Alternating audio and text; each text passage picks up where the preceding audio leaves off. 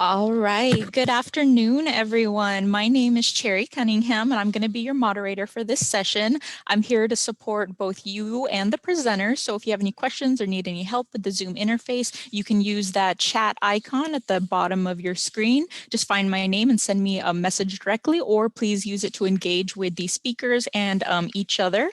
I wanted to go ahead and introduce you to our presenters today. The title of this session is FAFSA as a graduation requirement. And we're so happy to have our presenters here from Verde Unified School District and Perris Union High School District. We have Superintendent Mike McCormick, Assistant Superintendent Mark Lenore, Director of Curriculum and Instruction, Ms. Julie Zerold, and Dr. Charles Newman, Dr. Charles, Assistant Superintendent of Ed Services over at Perris Union. So without any further ado, I will give them over to you guys. Thank you. Hey, sounds good. Well, let me start off first by saying good afternoon to everyone. Hopefully you're enjoying a great conference as we have this important conversation really about increasing FAFSA completion for many of our students. Today, as I've kind of had the opportunity to listen to the different sessions, I think something that's come to mind that kind of, I don't want to say summarizes this work, but kind of emphasis on this work is this thought process, not by chance, but by design, right? That, FAFSA is something we can no longer leave for chance, but we need to design a system that really supports and ensure every student completes their FAFSA. And so my personal experience going to college as a young man was, stumbling on a community college campus, not sure what I wanted to do with my life, and being able to try out for the football team, make the team, and then came to the point where I needed to pay for college, right? And that, I don't think I really thought through that process much, but luckily there was a coach on campus, a counselor on campus that really directed me over to back then the EOP office, and they were able to walk me through the process of really completing everything I needed to get college paid for. However, if by chance that does not happen and no one's in my life really to help that happen, maybe there's a very good chance I don't go to college and I don't complete it. And so I kind of bring that to this work in terms of how do we ensure that we set it up where it's not by chance, that we stumble across someone that helps us, but it's very intentional in terms of the work that we're doing. So it's great to be with the individuals that I'm presenting with today, because I think our work is connected, because several years ago, Mark Lenore, who was over at Riverside County Office of Education, started this work really looking at, in the Inland Empire, our current degree attainment rate at that particular time, where in populace, we were in the middle of the pack in regards to the most populous counties around. But in terms of degree attainment, we were at 27.6%, which was lowest in comparison to all those counties. And so when we talk in terms of why FAFSA completion, we see that, in the four highest proportion adults with post-secondary degrees, Boston, San Francisco, Minneapolis, and Seattle, those were the highest. But then the four urban areas with the lowest, Riverside County at that particular time was at the lowest in regards to degree attainment. In addition to that, if we move to the next slide, Julie, conservative estimates had a large sum of money being left on the table every year, right? We're talking about over $500 million were never claimed by many of the kids that were qualifying to go to college. So they were passing up this particular option for them. In addition to them, 80% of them was identifying cost as the key barrier of why they were not attending. And so if we're leaving that much money on the table and yet we have this option for kids, it's really indicative of on us to look at our internal practices to ensure they can access these funds.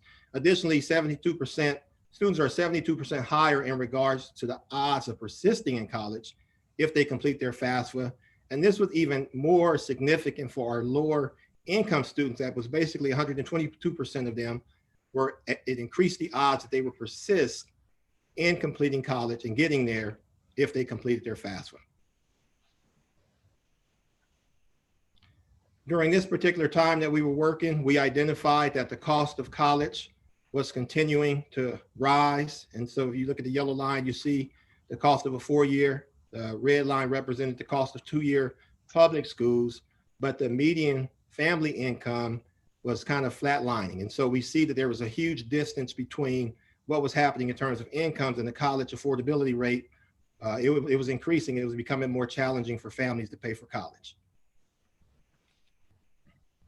And so also during this time, we received a letter because in Riverside County, we began to do some work around race to submit. And so it was a collective of districts working together, really doing this work. Chief Tom Torlickson sent something out to all the superintendents, basically encouraging them, all seniors, to really participate in Race to Submit, not just at the county level, but really on the state level. And I really love the, I think second to last paragraph that he writes. He says, as a longtime runner, coach, and high school teacher, I know an important race when I see one. And so he really saw this as a race that was super important. And that really expanded this work to really be on a statewide level in California, where we now have the Race to Submit, not just in Riverside County, but across the entire state. Additionally, AB 2015 came in and it was signed. Basically, this bill was requiring, basically this school year, the thought process in California that now boards and school districts are now responsible to ensure that we educate and that we support all of our students around completing FAFSA and the California Dream Act prior to them really leaving high school. And so we see this more systematic approach beginning to expand throughout the state, and this process to really say, how can we identify some low-hanging fruit in terms of supporting kids? And this was a process where we began to see legislation that supported this work. I would mention too, Charles, that, when we take a look at giving students help, especially in the senior year, a lot of it will take place in the government and economics classes.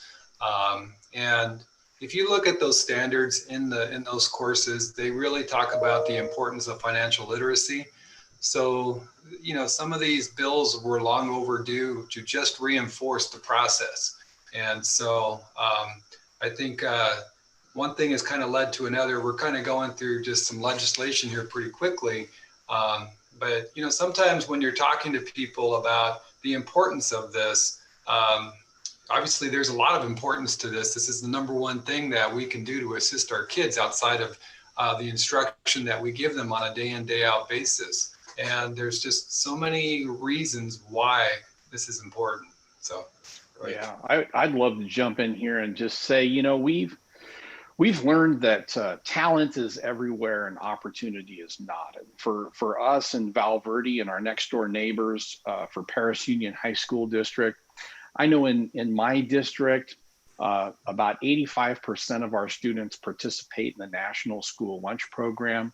We serve a very diverse community of scholars. We're about 75% Latinx, 13% African American, and we have a handful of Caucasian students in the district. And Mr. Lenore and I were fortunate enough, along with a small team of other administrators from around Riverside County, to get called to the U.S. Department of Education when Arne Duncan was the Secretary of Education. And we were called to the U.S. Department of Education on a White House initiative. This was something that President Obama was very, very interested in. And when we started taking a look at that Lumina Foundation report and discovered that it wasn't somewhere in the Rust Belt, it wasn't somewhere way down south, it was right in the Inland Empire where we had the lowest post-secondary degree attainment rates of any large region across the country. And so that really was the inspiration. We talk about Simon Sinek, begin with the why.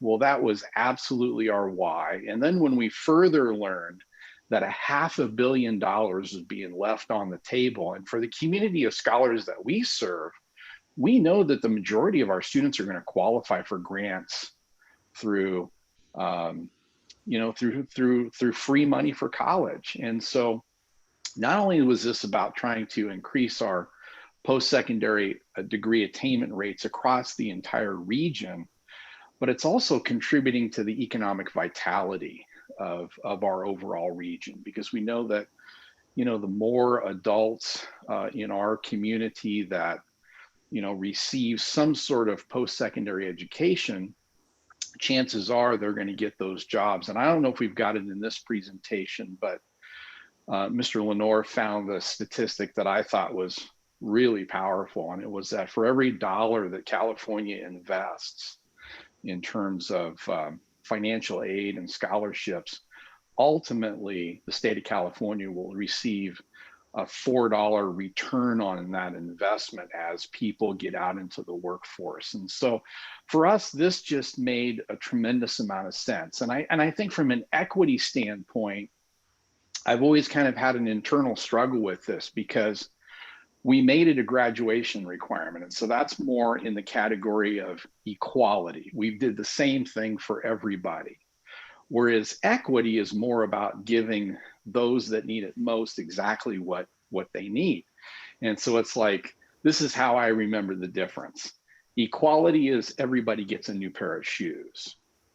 Equity is everybody gets a new pair of shoes in their size.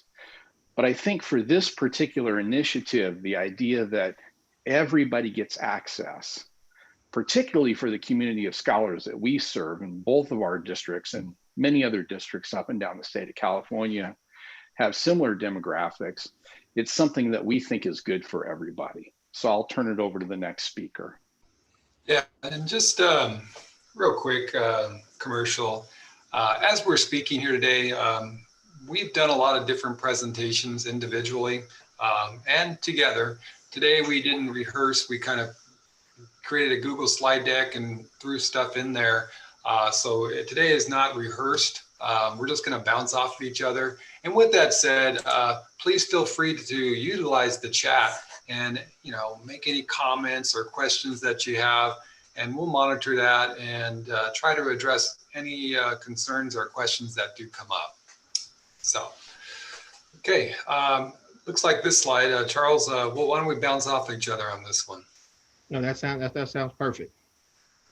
So Riverside County, this is just kind of a quick glimpse of Riverside County. #1 graduation rate among 10 of the largest counties in California. Now, it wasn't always like that.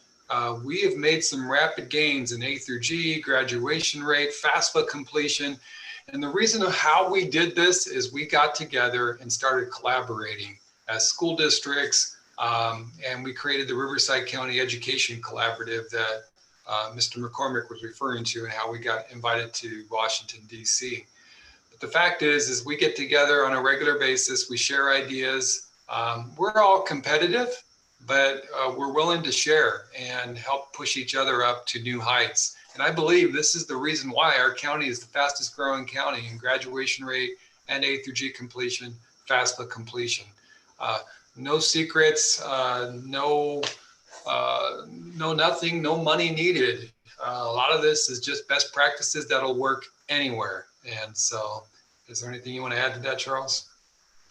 No, Mark, I think the importance of that collaborative was huge because it really allowed us, like you said, not to necessarily, we're always going to be better than one another. A prime example is that you guys went out with the policy for FAFSA and really kind of paved the way for us. And I think sometimes when districts get out in front of us, not only are we able to learn from them, but they're also able to break new ground that really gives us a direction that if it's good for kids next door, it's good for kids here in Perris as well. So I think that role of really working together, this work is so important. We can't work in isolation anymore. It's so important for us really to work together and learn from one another. Well, and just to be totally transparent, when I did work at the county, I worked with Charles. He was a director in his district prior to his current role as assistant superintendent. And we were working on college going metrics. And I think there was a day we were talking about how we could maximize A through G in the district. And since that conversation has taken place, Perris Union has just really skyrocketed in the college going metrics that they have. So if we can do it, this can happen in any school district. Yeah. Why don't we go to the next slide here? Yeah, well, you guys are transitioning. I would just emphasize that a lot of this work costs $0. And had a question come into the chat from Jennifer, and I appreciate your question. Thanks so much. And it was, the Riverside County Education Collaborative was born through that White House initiative. And there are member districts to that, and we get together regularly and do the work. And one of the initiatives that was born out of the RCEC was this idea of the race to submit, this friendly competition.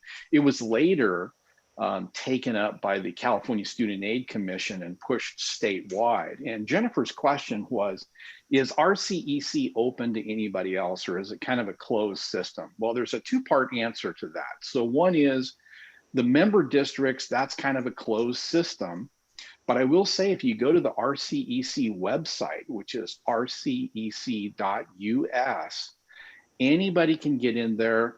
We want you to create an account. We're not going to sell you anything. There's nothing to sell. But once you create that account at rcec.us, you can get access to everything that the collaborative has developed. And we want you to take that and run with it. So if you're looking for some good, I think, high quality vetted resources that are 100% free, check out rcec.us.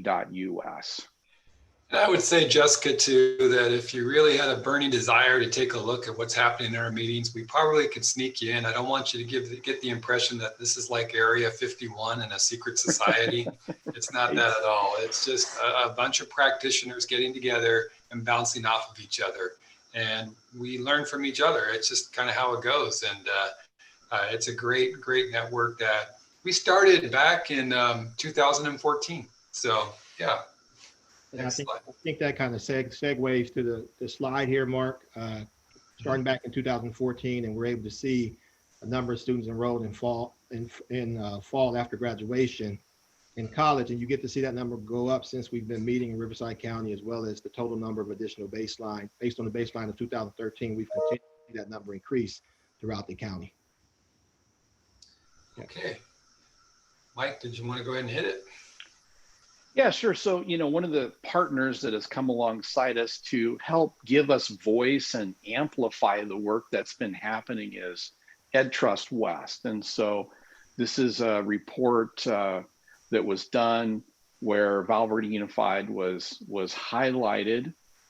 And we so appreciate our friends and family at EdTrust West for giving a voice to this on a larger scale than what we have just in Riverside County.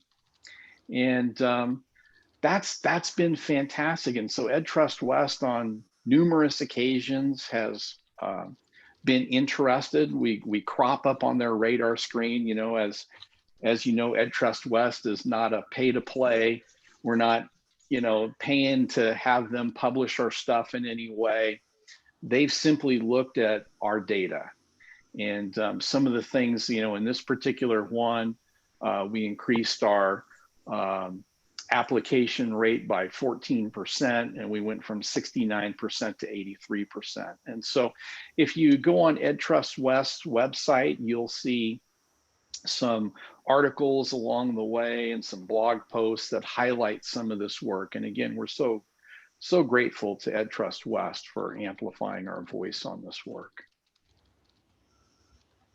And in Val Verde Unified, if you go to the California dashboard, you can see that our graduation rate has skyrocketed to 95.7%.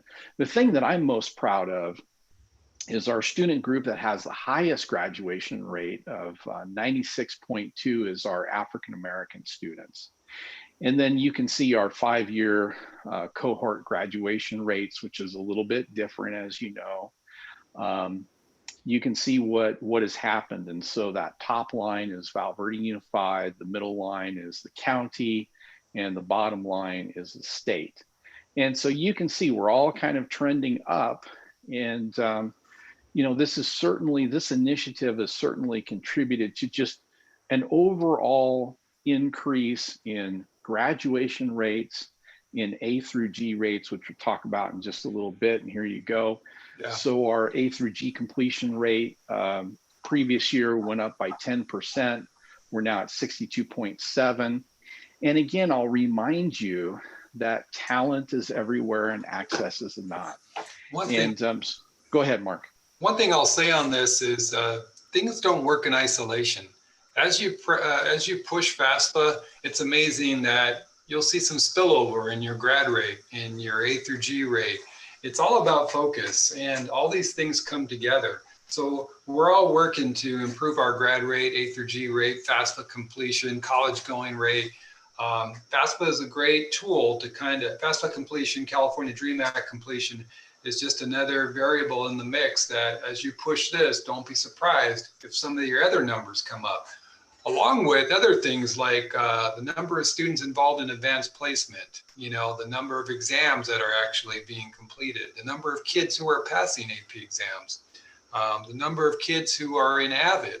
I'm telling you, if you improve in these areas, you're going to see a spillover in some of the other areas. And Perris Union, would you agree with that? Yeah, Mark, totally would agree. I think if we were talking about the graduation rate and the increases in our graduation rate, as well as our graduation rate for African-American students as well has gone up as well. And we've also seen that in our AP enrollment as well. Yeah, we've seen a big jump in our dual enrollment programs as well, where we're seeing a lot more students challenging themselves with those college classes while they're still in high school and really taking advantage of getting that step ahead before they go into college and after they graduate. Yeah, and I don't know if this is a good time, Mark, but I think it's worth mentioning because, we talk about what are some of the barriers. And when we implemented FAFSA and California Dream Act application as a graduation requirement, it was probably one of the most anxiety-filled times for our dreamer students. And so we actually partnered with a grassroots organization that serves our area.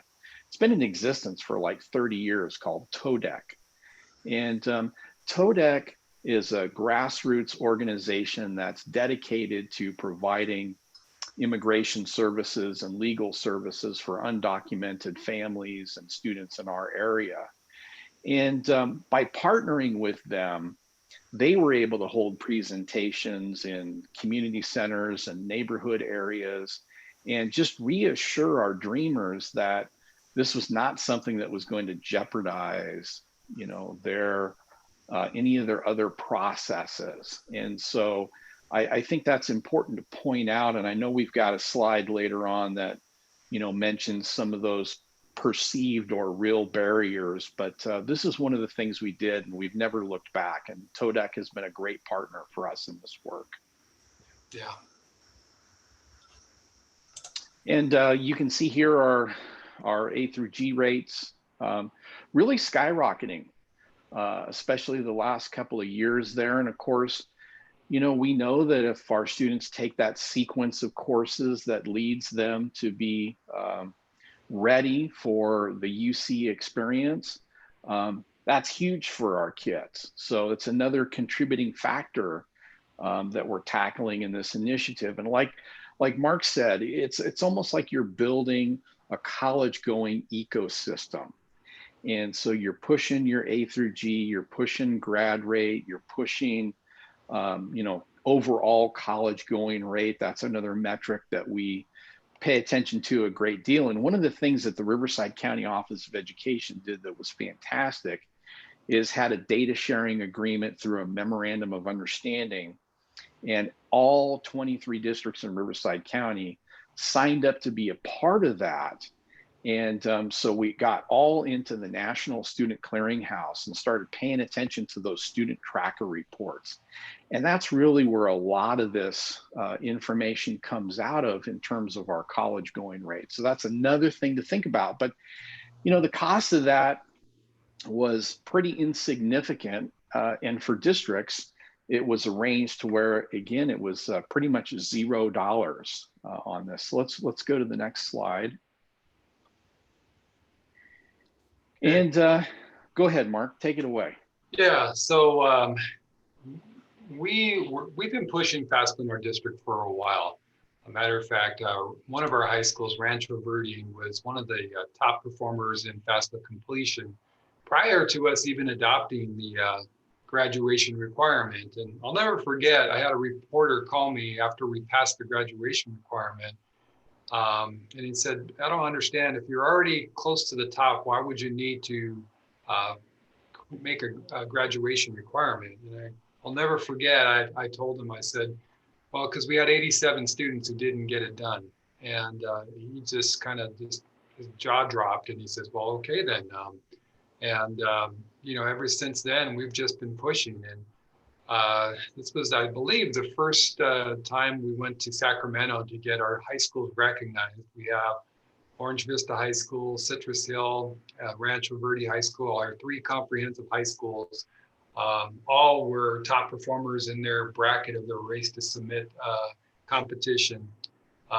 You know, each year since, our schools have been way up there, and up at the top, a lot of times leading the pack. But I'm here to tell you that, you know, these are all strategies that we've implemented. The graduation requirement was one piece of it, but there's a lot of little things that go along with it, and it's no magic. It's just making it a priority and following up.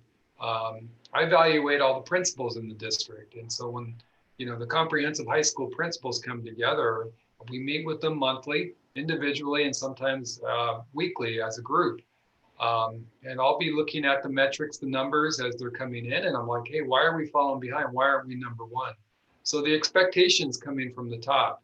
A lot of the times as site people, you know, you're pushing and you're pushing, but I'm here to tell you, if you can get your upper management along with you to push these initiatives, it's going to be 10 times easier. We based a lot of our work off Chicago Public Schools, and it came directly from the top. And when that comes directly from the top, it makes it a lot easier to implement. And some of you may say, well, could you come to my district and present? Yeah, we've done that many times, and we've pitched it, and we've done presentations for boards, for cabinets, everything. If your cabinet is not there yet with their understanding, this is your opportunity to lead the leaders, inform them, make them understand, because there's no superintendent or board member in the state of California that says, we like being last. No, they all want to be good. They all want to make sure that they're providing opportunities for their kids and their community. And as Mr. McCormick said earlier, if you push this, it will improve your community. This is why we got in the business. And when we started the RCEC, I really saw this as low-hanging fruit. We were coming out of the recession. There was enough student debt to cause another recession. And I said to myself, and the colleagues and I are kind of bounced ideas off of, if we can make a difference with this, we'll see our numbers come up. And it's exactly what has happened. Yeah, I would just add to the fact that really coming up with that systematic approach is really important. And I think what we'll show in a few other slides is just what really got me to the point where really pushed us to take it to that next level of making it a graduation requirement was when we looked at those students that hadn't submitted the FAFSA and the dollar amount that was attached to each of those students that didn't fill out the FAFSA and the opportunity they could have lost because they didn't fill out the FAFSA. Those numbers speak volumes, and we presented that to our board, and it really helped move the needle when it came to the importance of it, because we do have a very similar population to Val Verde, where our students are part of the free and reduced lunch program, and these are students that will qualify. And if we put the means in their hands, we're going to improve that opportunity and that next step for them to be successful if they take that opportunity to fill out the FAFSA. Yeah, think about it. I mean, I know for us, many of our scholars will be first generation college graduates. And there's nothing that warms my heart more than to know that, you know, the school system, we've been a part of, you know, creating that legacy for our families. And I'm a first person to graduate from college in my family. I know Mark, Lenore, who's on here, again, first generation. And, you know, that's where this really, I think, speaks to us in a big way.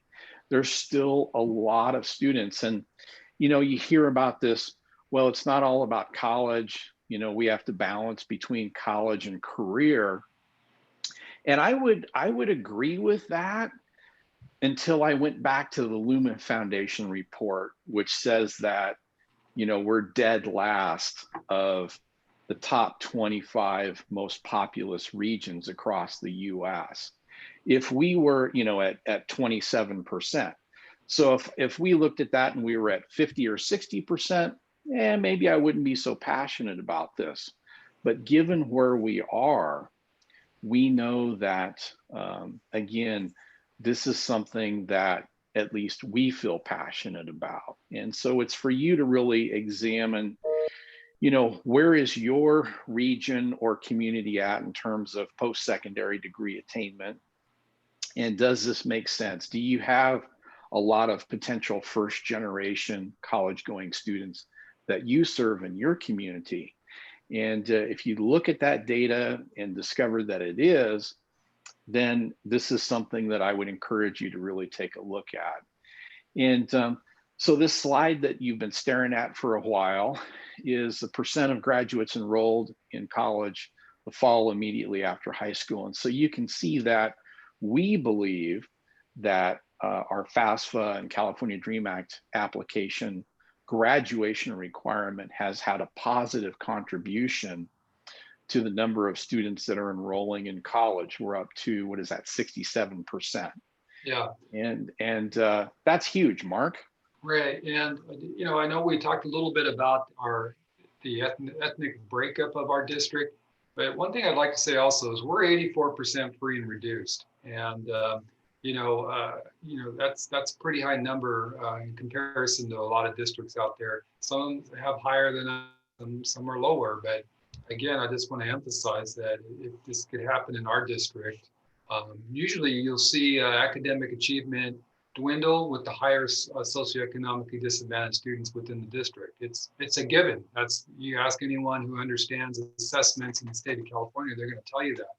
But with outcomes, we've never used that as an excuse to drive and push more. And as a result, the districts in the RCEC are starting to get a lot more attention. Yeah, and I would just add that Perris has also seen similar results as far as the college going rate. We've seen about a 10% increase in that college going rate in the last about 5 years. And so really some of those systematic approaches and those shifts have really helped improve that opportunity for our students. Yeah. Okay, let's go to the next slide. Okay. So when we first started going down this route, this is how it all came up. We were in cabinet and we were talking about FAFSA, and then Mr. McCormick says, Mark, I think I saw something on Google about Louisiana, the state of Louisiana, making it a graduation requirement across the entire state of California. So all of their high schools in that state now have this as a graduation requirement. And I'm like, really? So about 15 minutes after I got out of that meeting, I was on the phone with the Louisiana Department of Education. Just basically asked them what were they doing, how were they doing this. They basically put this together in 3 years.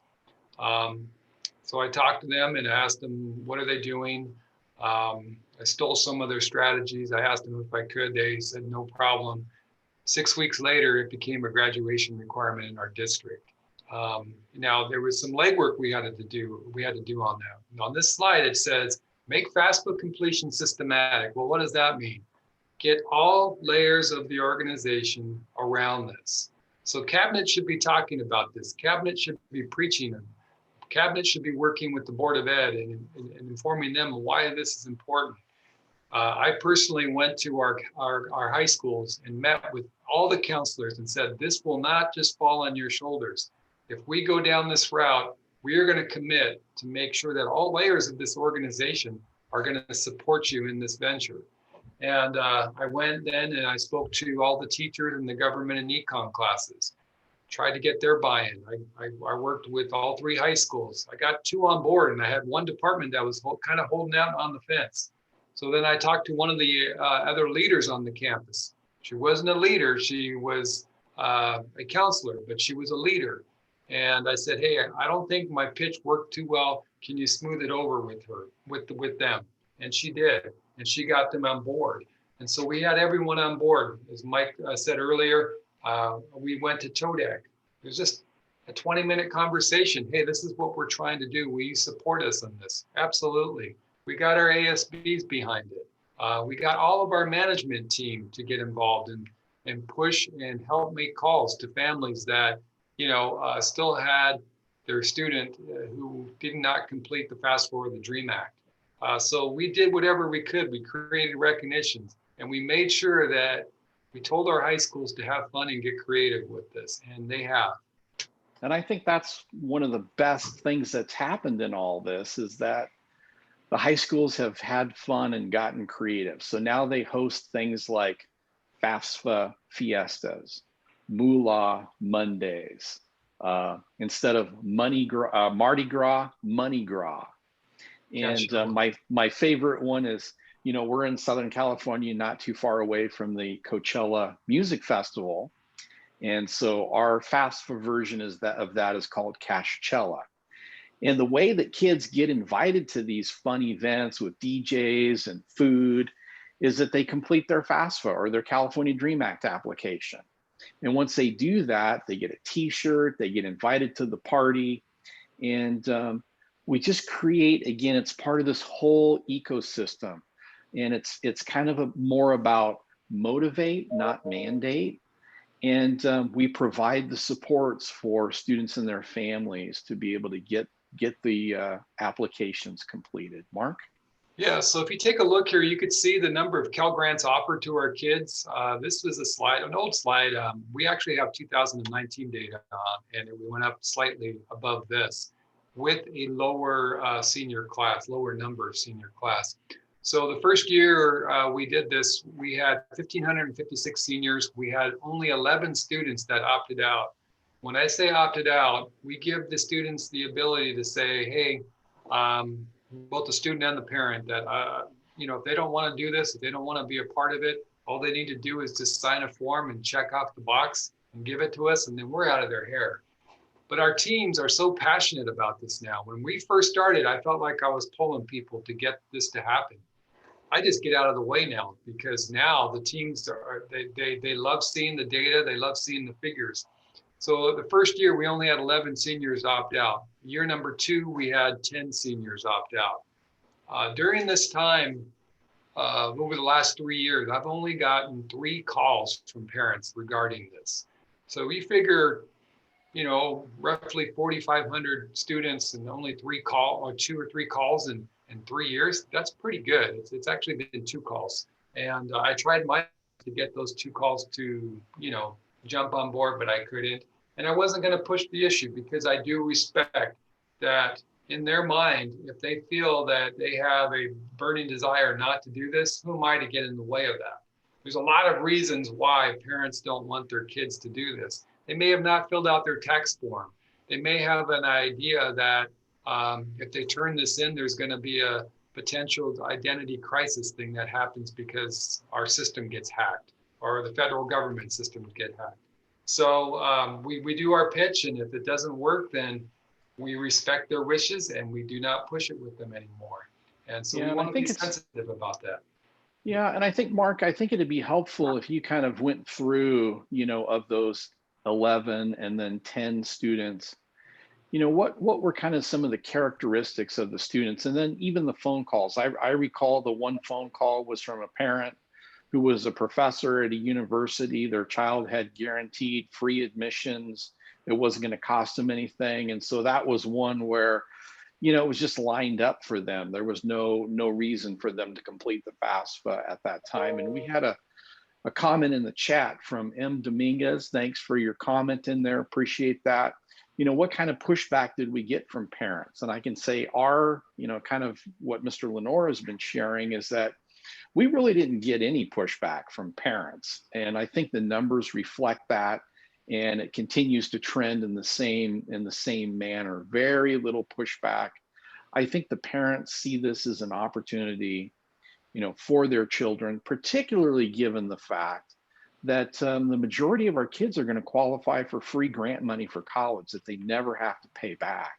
And so I think that's very attractive. And as a school system, we're providing the supports to help, you know, help our students and our parents through the process. But maybe, Mark, you could kind of talk about some of the characteristics, if there's any commonalities between the 10 or 11 students that we have each year. Yeah, usually there's severe, you know, issues like foster care issues, circumstances beyond the student's control. We are not going to hold a kid back because, you know, the adults in their family are getting in the way of this. So we work with them. But there are extreme cases, and there's a myriad of different reasons why they've come forward, but most of the time, our high school teams can get everyone on board on the why and why this is important. So Yeah, I mean, M. Dominguez writes, was there any pushback from parents? Not much, but we did have people warning us that this is going to blow up in our face. We did have people concerned. You know, it took me a 2 or 3 presentations to get my Board of Education on board, just to make sure that they were informed, make sure they knew what we were getting into as a district. So yeah, the only pushback we ever got was after we passed it. The newspaper reporters came in, did a couple articles on it, and I'm not sure if you ever read the newspaper or online, and you'll see these people who make comments. Well, we had a couple who made some real brutal comments about us, and you know, I never will forget that we got 2 comments on the newspaper article, and some people on our social media, and we had some people come to us concerned, like, "Hey, are you ready for this?" And I said, "Yeah, you know, and on these types of things, in my experience, it'll blow up and die down super fast." We got 2 comments, and that was it. And the comments that we got were pretty harsh. But you know, we got past that, and we never looked back, and we haven't got any comments since. right. Well, and if you think about doing this, I mean, even though Mark and I were hurt, our feelings were hurt when we read those comments, because one of them was from a professor at our local university, and it was like, "Leave it to the idiots at Val Verde, you know, grade F. What are they trying to do for kids? And they want to get all the undocumented kids to get free money for college." And I woke up one morning, I thought, you know what, I'm going to take some screenshots of these and put them into our future presentations. And so it actually kind of served to not only fuel what we were doing and reinforce what we were doing, but it's also kind of a way to give out a warning to teams that are thinking about doing this, to say, look, you may have some sharp critics, but if you go back to the reasons why you would want to do this that we've kind of laid out for you today, and you're doing good stuff for kids, I just put that in the category of leadership takes courage. And I saw that there was one more comment in the chat there, Mr. Lenore. Maybe you can address that one. What are some ways you prepare students and their families for prepping for the application? Any tips, successes with communicating in regards to FSA ID, preparing their tax income info, etc.? And Perris Union, feel free to jump in on this, because we do similar things on this. Yeah, I would say we definitely prepare ourselves to have those conversations with students. And just to kind of piggyback before I answer that a little bit more in depth is usually when there's pushback by our parents, it's usually a lack of understanding. And once they have the explanation and the understanding of the rationale behind the FAFSA, what different funding opportunities require FAFSA, that's one thing that we've seen some pushback when parents don't think that their student needs to fill out the FAFSA to access specific money. That once you kind of go through the steps of the different funding opportunities and what requires the FAFSA, they're a lot more willing to take the steps to fill it out, because they now understand what types of money require that. But as far as the preparation piece, we do a lot of work in prepping our seniors. We actually give them a cheat sheet that they need to take home with them as we start to gear up for the FAFSA push. We generally start in October. And so we start sending out that information with our students. Our counselors do presentations with our students before the actual launch on October 1st, so that they know exactly what they need to start their application. And then as it kind of goes through October, we also have another big event that we do in our district, which is the kickoff to college. We have a couple of other slides as we kind of go through the presentation that talk a little bit more about that. But that's also something that stems from the Riverside County Education Collaborative. As a county, we do participate in a kickoff to college event, and that looks different in the different districts, but very much focused on FAFSA completion, how to support our students with FAFSA, as well as the college applications. And I think that once students really realize that college application process starts bringing to the forefront of how do I pay for college, and those conversations really go hand in hand. And so we spend a lot of time prepping our kids, you know, and with that, the bill that we spoke about a few slides back, it really talks about how it's requires us to start talking about financial aid prior to the senior year. And so we start those conversations with our students in 11th grade and really get that information out to our students before they start filling out the FAFSA. Yeah, and I would just, if you haven't already, you know, if you've got a second screen today, I'd encourage you to open a new tab and hop over to rcec.us, sign up for a free account, and there's some awesome resources there that cover in more detail what we just described and some things that you can just grab and go with. Again, all that information is free and available. We aren't going to spam you. We aren't going to come after you to try to sell you something. It's all free. And I think somebody just put something in the chat there about the registration and how to create that free account. So we encourage you to do that. We're all about sharing, and we just want to get the message out to everybody. And I'll say, just for the team here, time check, we're at 3:32. I think Mr. Lenora have been hijacking the presentation. So let's move along. All good. You guys are doing a great job. Next slide, Julie. Yeah, this is from Perris in regards to the bump that we got when we implemented the board policy for FAFSA. And like everyone shared, our board was definitely most concerned that we considered some of our most vulnerable families who may feel some fear in regards to completing the FAFSA. At that particular time, we had public charge was a big political agenda that was being pushed on a lot of families, and they weren't aware of how completing the DREAM Act would really impact just their possibility of actually, gaining citizenship. And so similar to Val Verde, we worked with TODEC. We really embraced them as a partner. They came out to all of our schools and completed presentations. Our board just wanted to make sure we were being sensitive to all students. In addition to that, they wanted to make sure the opt-out policy was clear. But the great part about the opt-out policy, it was like a final process to meet with parents had to come in face-to-face for the opt-out policy, and they had to meet with their counselor. They had to sit down and go through FAFSA. And many times when you go through that process with families, they're able, like Julie said, they're able to kind of see some of the misunderstandings that they had, and they're able to begin the process. Many of them walk away and decide to go ahead on and fill out the FAFSA because now it's very clear just the benefits to students. And so these are a number, several of our schools that was the lowest in regards to socially economic disadvantage, jumped from like 70% to 90%. So we were really excited to really see that bump. This is a Heritage High School who basically won the race to submit in their category twice. And this year we celebrated Perris High School, additional school, who also was celebrated earlier today at 1 o'clock for just going up to, I believe, above 93% in regards to theirs. I think they only had like 5 students that didn't complete the FAFSA, which was really encouraging.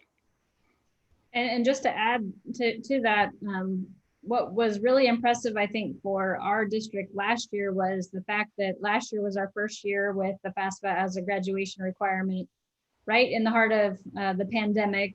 Our counseling teams, our site teams, the different departments on the campuses, they still went out and supported this big push to ensure that all of our students completed the FAFSA. And a majority of our students had completed the FAFSA prior to school letting out. And so a majority of our students had already finished that. And so, obviously we want to see more and more students complete it and not opt out. But I think because of the pandemic last year, we've come up with some really great strategies this year that have actually helped us increase our numbers. That currently our numbers for submissions are higher than they were last year at the same time.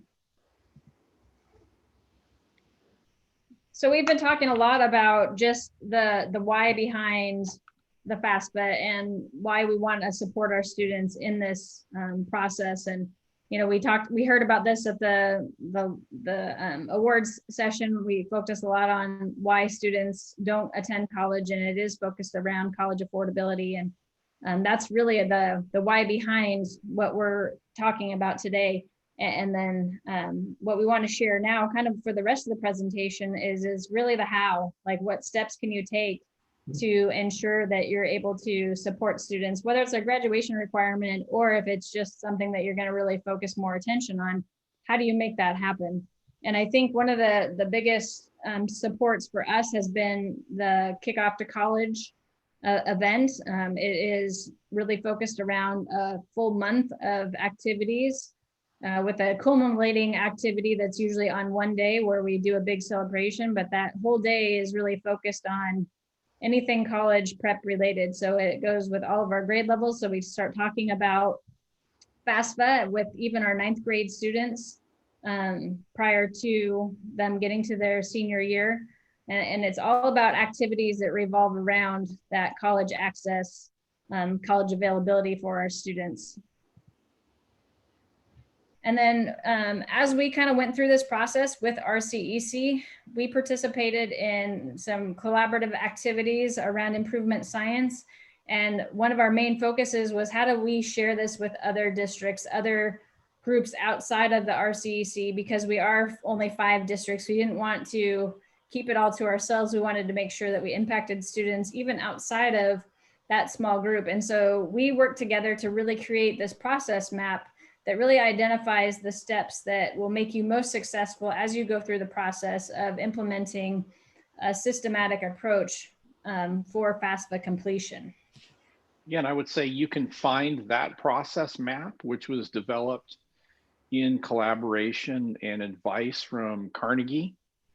And that again is at rcec.us. Sign up for your free account and you can get access to these materials. Yeah, and when you go to that website, there you can actually just physically download any of the activities that a lot of the districts do. All of the worksheets that different sites have put together, you have access to those. We encourage you to download them, use them, steal them, slap your own logos on them, tweak them so that they fit your purpose. But it really is about us sharing the knowledge and being able to spread that with those around us. And so when we talk about the steps you can take to increase the FAFSA and DREAM Act applications, really increasing the knowledge is probably one of the biggest factors. And I think that that's where we got the most bang for the buck with the support, was making sure that it wasn't just us as administrators that held that information. It wasn't just our counselors that held that information, but we really pushed our leadership teams to get involved. We really pushed our site administrative teams to present to our different sites so that it wasn't just the government econ teachers that understood the California DREAM Act and the FAFSA, but that all teachers had a knowledge and understanding of what FAFSA was, the why behind it, and then how to at least access support for the students. Really looking at it from the systematic approach of putting systems in place. We've stolen tons of different resources and tools from Verde in regards to like the tracking and monitoring of students and who is completed and who needs the follow-up. Making sure that we're checking in with our students. Even after they've graduated, we continue to still try and support them to ensure that they're accessing their Cal Grant information and being able to take that and get started in school. And so it's really important. I think we would all agree that working with your CSAC accounts and really working with those reports within CSAC is really a valuable tool to help you monitor and keep track of the students that have completed and still need to complete their applications. I would say one thing that all of you are probably wondering is how are we doing this during the pandemic? And at first we were all kind of overwhelmed a little bit with what that might look like as we started the school year and how we were going to connect with families. And I think what we've really learned is that there are some systems that we've put into place that have worked better because of being in this scenario. And so some of those things are that these Zoom meetings and Google Meets have really helped support us in being able to provide some privacy for parents, creating an opportunity to have one large group presentation and then having breakout groups where you have individual counselors that can help support families that might have some individual questions, particularly with the DREAM Act.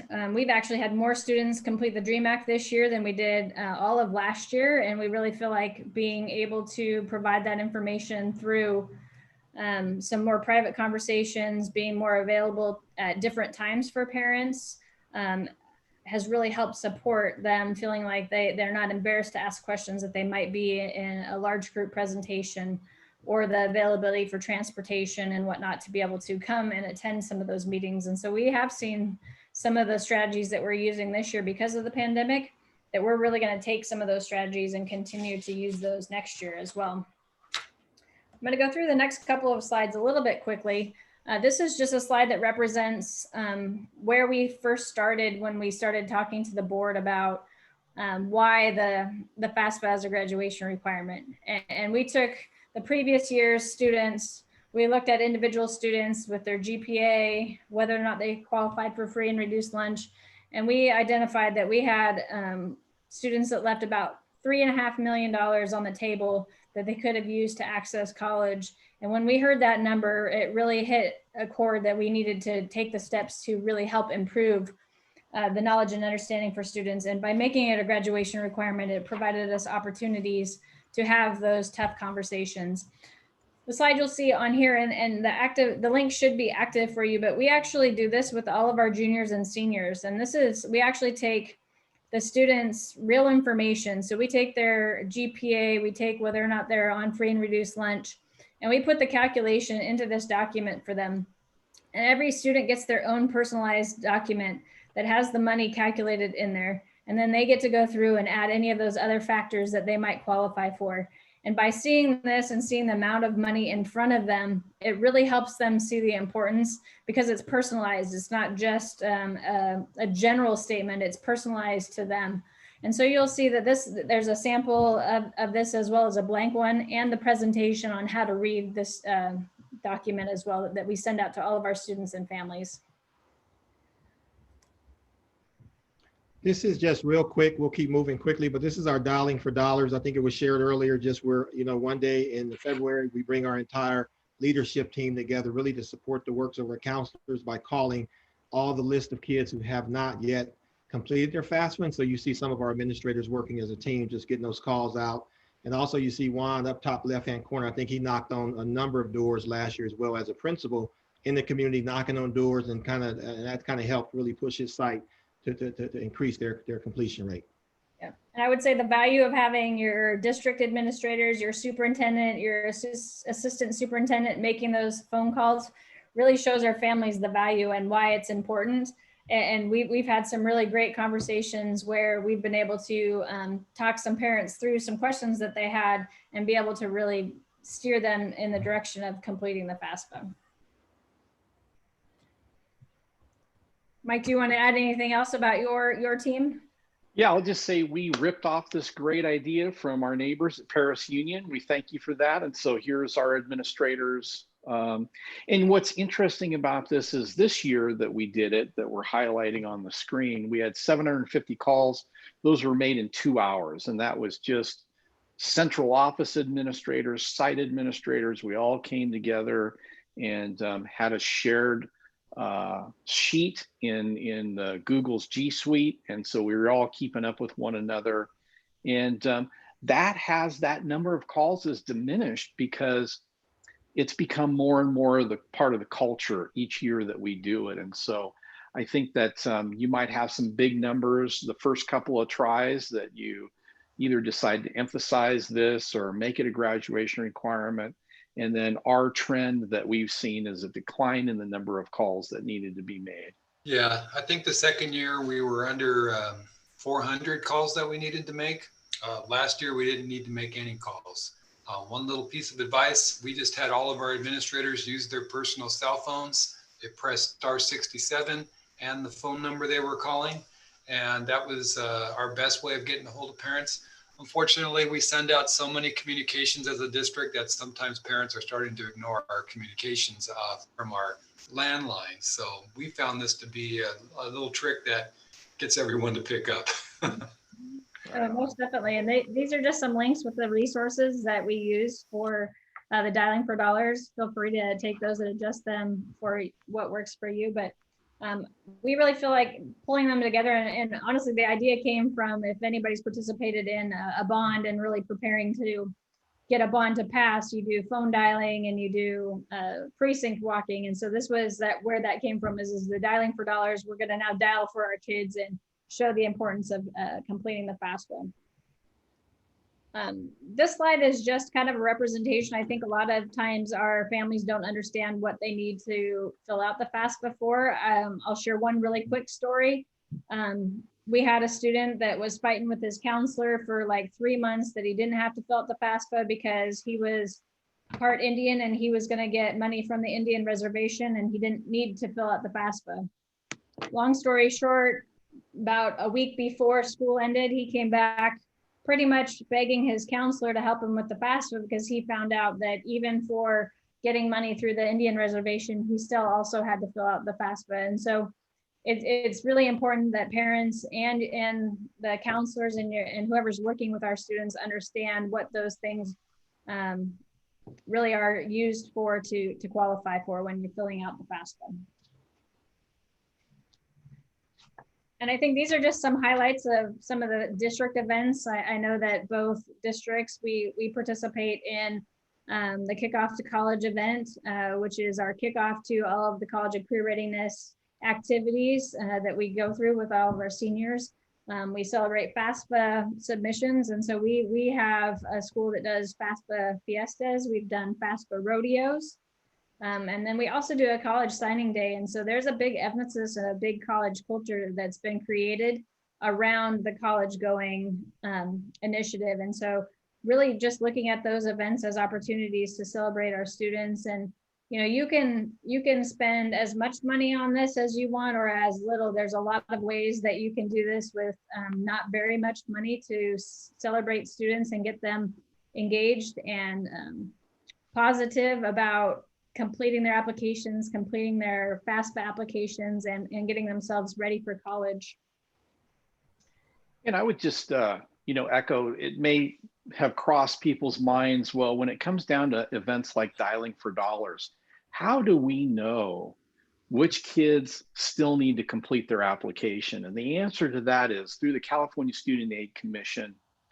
If you get a district level account with your counselors where they can access it, there's reporting systems within the California Student Aid Commission where you can find out who has started the application and not yet completed the application. And so that's one of the things that I think all of us would encourage you to do is make sure you've got a nice solid relationship with the California Student Aid Commission and get set up with one of those web grant accounts, because that's how we can get very surgical about seeing who has completed the application and who has yet to complete the application. And that's how we generate these lists like on a weekly basis, so that we know which kids and families we still need to go after.